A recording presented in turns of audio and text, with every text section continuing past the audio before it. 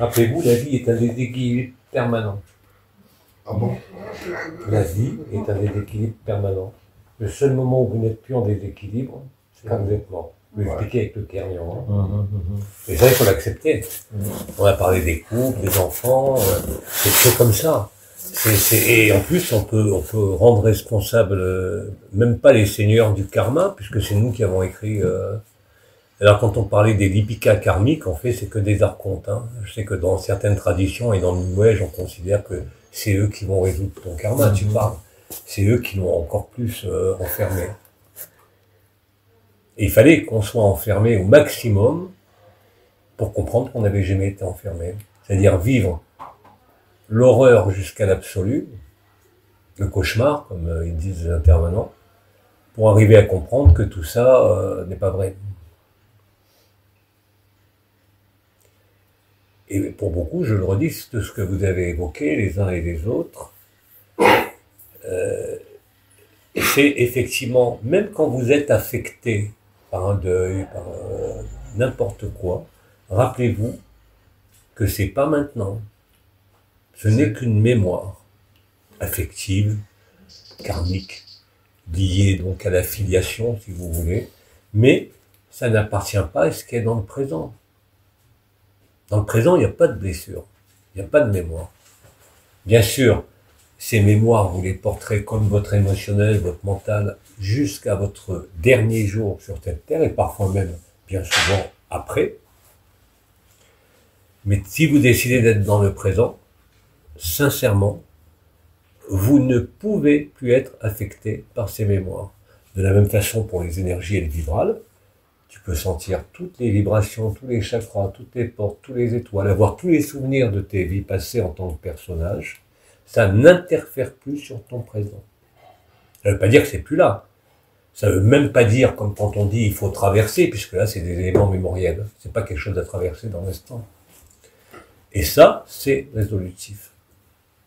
C'est résolutif. Mais encore une fois, il faut être sincère, il faut être humble et il faut être simple. Ce qui t'empêche pas d'être compliqué dans ta tête ou dans tes connaissances ou dans ce que tu veux, mais dans l'acte de la traversée, dans l'acte d'acceptation totale de l'instant présent, c'est là que se révèle le temps zéro.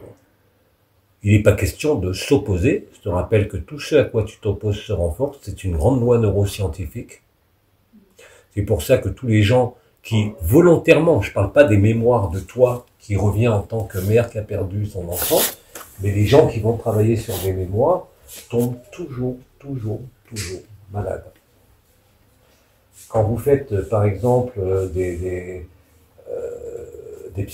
la psychanalyse d'anamnèse, c'est-à-dire on te fait revivre le passé, ou te fait même te souvenir du mythe fondateur qu'on a dans les thérapies cognitives, c'est-à-dire l'élément qui a déclenché l'esclavage cognitif, qui est inscrit dans le cerveau programmé reptilien, rappelez-vous que tout ça n'est pas quelque chose qui est actif, c'est vous qui l'activez, simplement en y pensant. Ou simplement en voulant vous y opposer. Pour le guérir, c'est normal. Ben ouais, mais rien ne se crée, rien ne se perd dans ce plan-là de manifestation. Vous évacuez quelque chose du mental, vous évacuez une mémoire, mais elle ne s'évacue pas. Elle s'imprime dans le corps. Par contre, la latence peut être extrêmement longue, ça peut être 10-15 ans. Et personne, sauf maintenant avec les neurosciences, va faire le lien avec une psychanalyse, une psychothérapie qui a eu lieu 10 ans, 15 ans, 20 ans avant. Et c'est pourtant la réalité. Vous n'avez aucun moyen d'échapper, si vous êtes bien, à l'instant présent. C'est un piège. La projection, on appelle les projections, aussi dans le futur, vous éloigne du réel. Même si vous avez des visions, d'une nouvelle terre, d'une nouvelle race, tout ça. Le réel n'a pas d'histoire. Le réel n'a pas de mémoire. Le réel n'en a rien à foutre de la création. Et pourtant, il a sous-tendu. Soyez réel, et à ce moment-là, vous constaterez que les pensées, les mémoires, la souffrance s'éloigneront de vous. Mais ça sera toujours là, jusqu'à ton dernier souffle. Oui, tu ne peux pas oublier que tu as été une mère, ça tu ne peux pas t'oublier, ça fait partie de ton expérience. Mais ça n'aura plus d'influence ou de répercussion sur ton présent. C'est ça la divine indifférence, la fainéantise dont parlait Osho. C'est constater que c'est la merde dans le monde, en vous, dans votre vie, dans vos relations, dans ce que vous voulez, et passer cette merde, c'est-à-dire la voir, mais ne plus lui donner aucune prise. Il y a nécessairement des émotions présentes liées à ces mémoires, mais ces émotions, si tu ne t'en empares pas simplement par la conscience en les observant, sauf si tu es bien sûr l'observateur, mais à ce moment-là, l'observateur n'a plus rien à observer très rapidement. C'est l'exemple que je vous donnais avec Gurdjieff. Quand tu as une émotion, joue le jeu de la reporter au lendemain.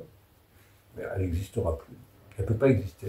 C'est pas toi qui commandes tes émotions. De la même façon que nos pensées ne sont pas nos pensées. Et ça, on le voit très clairement en étant dans l'infini présence ou dans l'absolu. On voit une pensée qui naît, une pensée qui disparaît. On voit quelque chose qui arrive. Si on ne s'y intéresse pas, on la voit, mais qu'on ne porte pas intérêt, on ne cherche pas à s'opposer, on ne cherche pas à transformer les choses, c'est-à-dire accepter les choses telles qu'elles sont, elles n'ont plus de raison de perturber ce que vous êtes. Et là, ce que vous êtes apparaît. On est tous porteurs de blessures, on est tous porteurs de troubles divers et variés. Hein? Croire qu'un saint n'a pas souffert ou qu'un mystique n'a pas souffert est une sombre erreur. C'est justement la souffrance qui vous conduit aussi à la liberté. Malheureusement, c'est comme ça.